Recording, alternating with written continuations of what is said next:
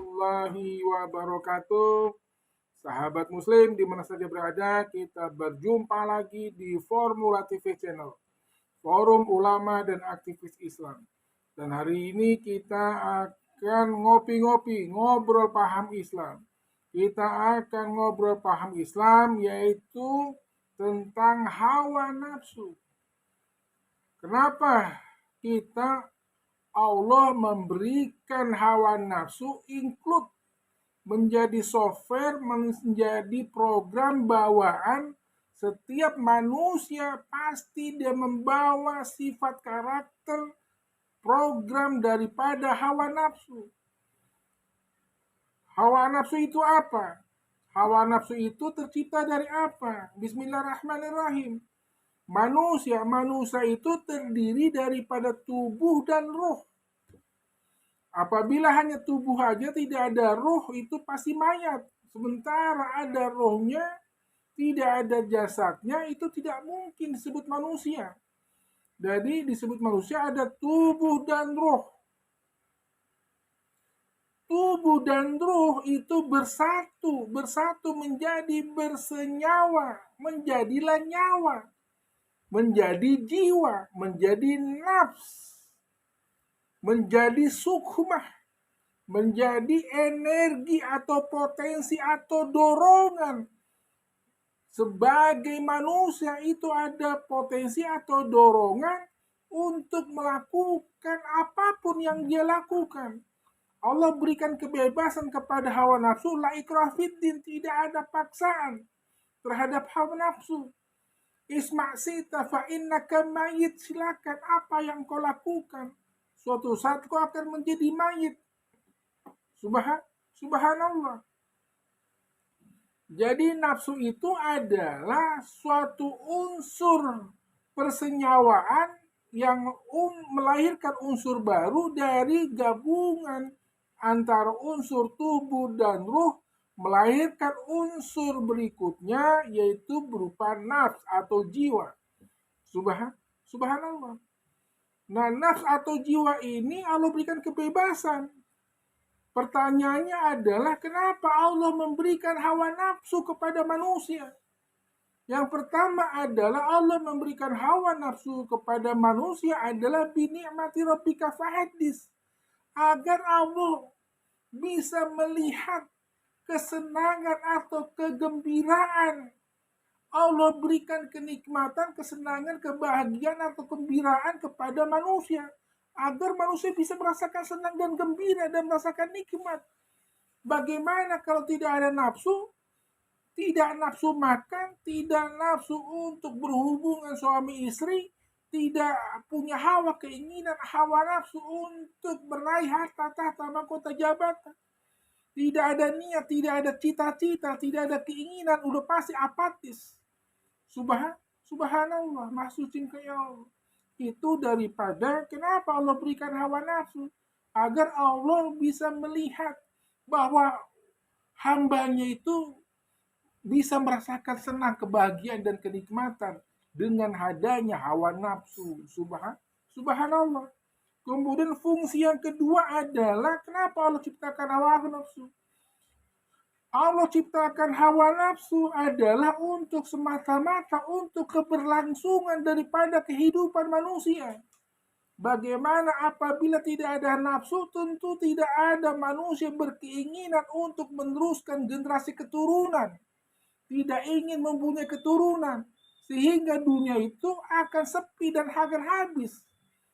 Akan menjadi sia-sia.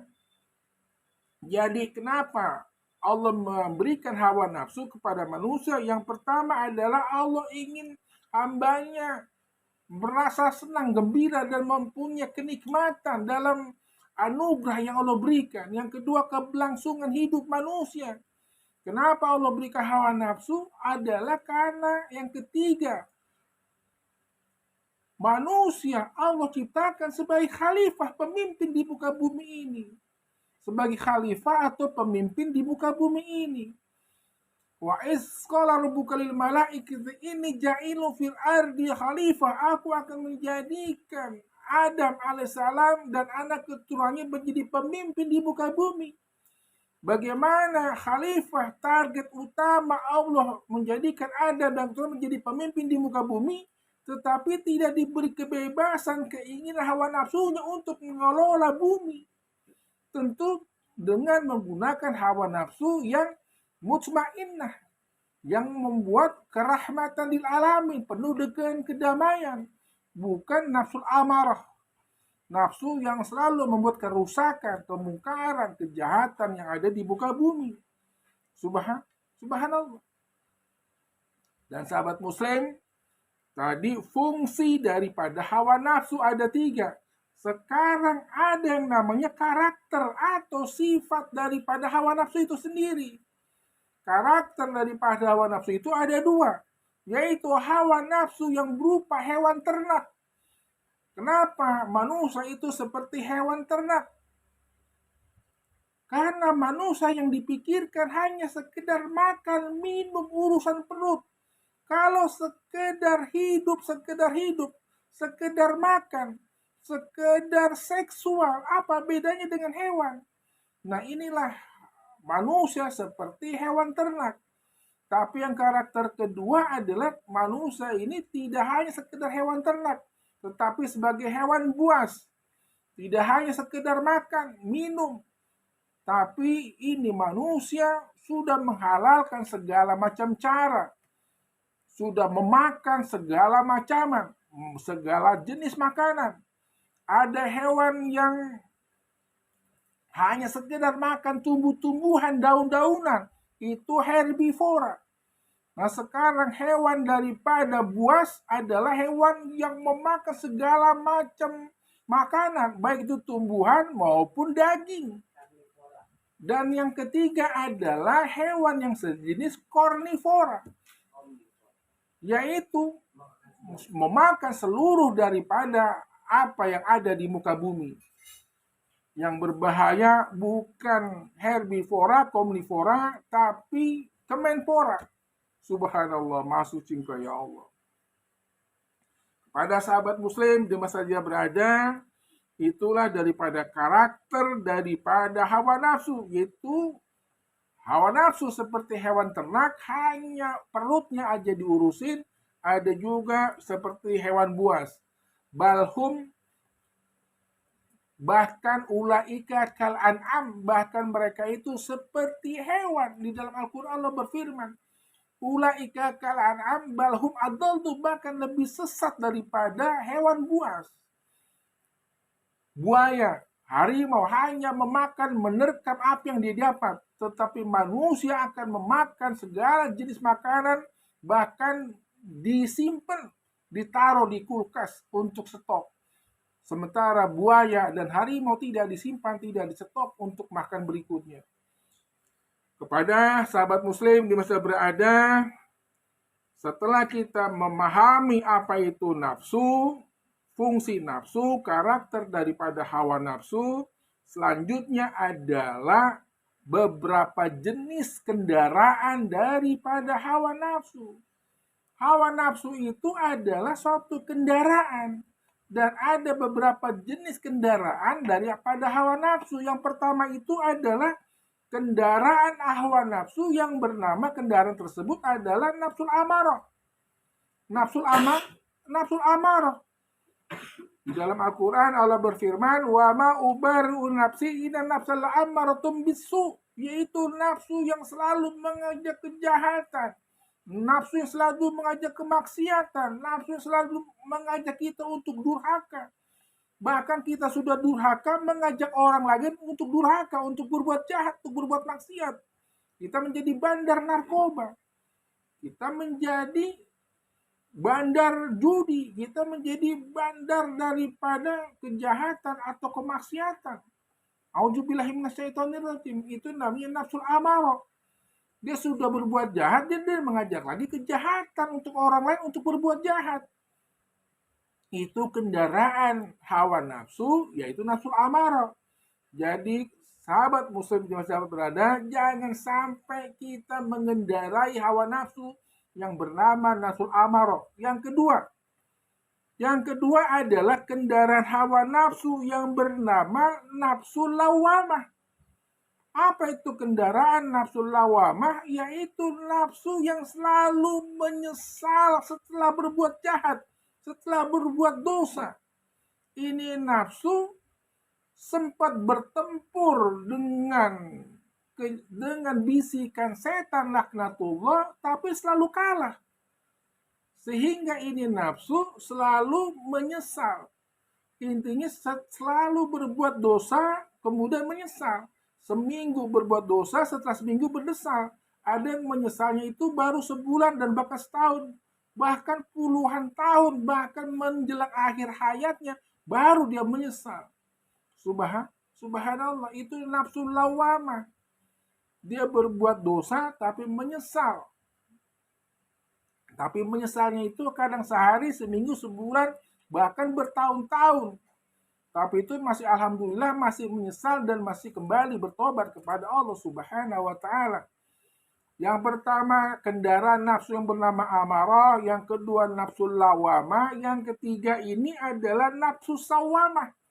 Yaitu kendaraan nafsu sawamah ini adalah kendaraan yang selalu menghiasi perbuatan maksiat, perbuatan dosa, yang menganggap minum-minuman keras, hamar, judi, perzinahan itu adalah perbuatan yang memang bisa dimaklumi.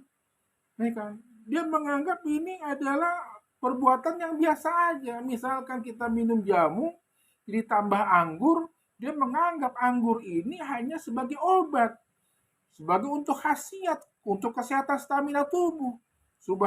Subhanallah, maksud kalau intinya ini nafsu sawama ini adalah dia mencari alasan atau dalil untuk pembenaran daripada dia berbuat jahat, berbuat maksiat, dan berbuat korupsi.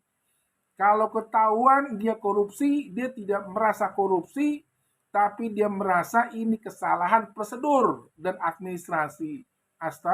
Astagfirullah. Nafsu sawamah, nafsu yang selalu menghiasi perbuatan jahat. Nafsul amarah, nafsul lawamah, nafsu sawamah. Yang keempat adalah nafsul mulhamah. Apa itu nafsu atau kendaraan yang namanya mulhamah? Kendaraan nafsul mulhamah. Mulhamah itu adalah nafsu yang selalu kadang berbuat jahat, kadang berbuat maksiat. Kadang benar, kadang keblinger. Kadang baik, kadang tidak baik. Intinya adalah STMJ, sholatnya tekun, maksiatnya jalan. 50-50. Ini orang kalau lagi baik-baik banget kayak malaikat. Tapi kalau udah lagi brengsek kayak setan, kayak kesetanan. A'udzubillahi minasyaitonirrajim. Bismillahirrahmanirrahim. Tetapi sahabat muslim di mana saya berada, ada kendaraan hawa nafsu yang keren. Jangan salah naik kendaraan hawa nafsu. Karena nafsu itu memang kendaraan yang harus kita berjalan di hawa nafsu tersebut. Ada kendaraan hawa nafsu yang keren. Apa itu? Yaitu kendaraan hawa nafsu yang namanya adalah ya nafsul mutmainnah, hai nafsu jiwa yang tenang. Ini kita punya kendaraan, kendaraan ini adalah punya ketenangan, kenyamanan, kedamaian, dan keamanan. Ibarat mobil, ini kendaraan BMW, Mercy. Kendaraan yang memang kalau kita menaiki itu mewah. Dan kita merasa aman, merasa nyaman, merasa kompatibel. Enak dipakai kendaraan tersebut. Karena apa? Kita mengendarai di tempat yang berlobang atau jalan yang rusak karena ini kendaraan mahal. Itu shock breakernya itu dari hidrolik. Jadi kita tidak berasa mengalami berjalan di tempat yang tidak rata dan berlobang dengan segala macam permasalahan kehidupan yang banyak batu atau kerikil, kita bisa menjalani karena ini adalah kendaraan nafsul mutmainnah. Sahabat muslim di masa berada, itu kendaraan. Sementara ada jalur perjalanan, halte yang dilewati daripada hawa nafsu. Apa itu? Ada beberapa halte atau persinggahan daripada hawa nafsu. Hawa nafsu berangkat daripada yaitu urusan perut, makan minum. Dia tidak bicara seks, tidak bicara jabatan, tidak bicara pengetahuan, dia tidak bicara lain-lain.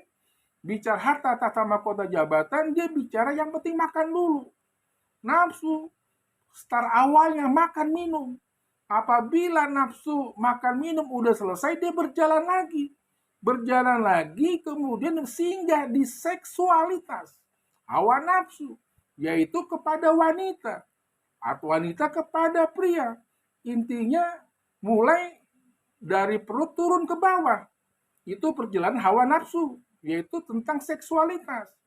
Setelah urusan perut makan minum selesai, urusan seks sudah punya anak, sudah punya istri yang soleh dan soleha, nafsu itu pun bergerak menuju hal berikutnya, yaitu ke akal atau pikiran.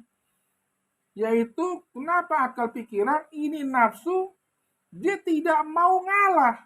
Tidak mau ngalah. Jangankan kalah, seri aja kagak mau. Intinya baik dari segi harta, tata, jabatan, maupun dari segi keilmuan. Ini udah jadi ustadz, udah jadi ulama, udah jadi kiai, tapi pendapatnya, dia punya pendapat itu tidak boleh disanggah atau dikalahkan oleh orang lain. Sehingga mencari dalil-dalil untuk mencari pembenaran, bukan kebenaran. Ini nafsu yang sudah masuk ke dalam halte yang namanya akal atau pikiran. Tetapi setelah daripada perut, kemudian seksualitas, kemudian ke akal pikiran, kemudian nafsu itu berjalan lagi masuk ke halte sehingga di dalam hati manusia. Hati pada saat hawa nafsu ini singgah di dalam hati kolbu manusia, disitulah dia sudah merasa angkuh dan sombong. Padahal angkuh dan kesombongan itu, kesombongan dari apa yang Allah berikan berupa harta, tata, mahkota, jabatan, baik itu pengetahuan, dia merasa paling pintar dan paling benar. Ana khairu minhu, saya lebih baik daripada dia. Khalaqtani min nar wa khalaqtahu min tin. A'udzubillahi minasyaitonirrajim. Padahal yang paling pintar, yang paling baik, paling benar, yang paling bertakwa di mata Allah, di sisi Allah adalah in akramakum indallah atqakum. Yang mulia di sisi Allah adalah orang-orang yang beriman dan bertakwa kepada Allah Subhanahu wa taala. Terakhir, sahabat muslim di masa berada, jadi hawa nafsu itu sesuatu program bawaan dari Allah yang kita tidak bisa menghindar daripada hawa nafsu.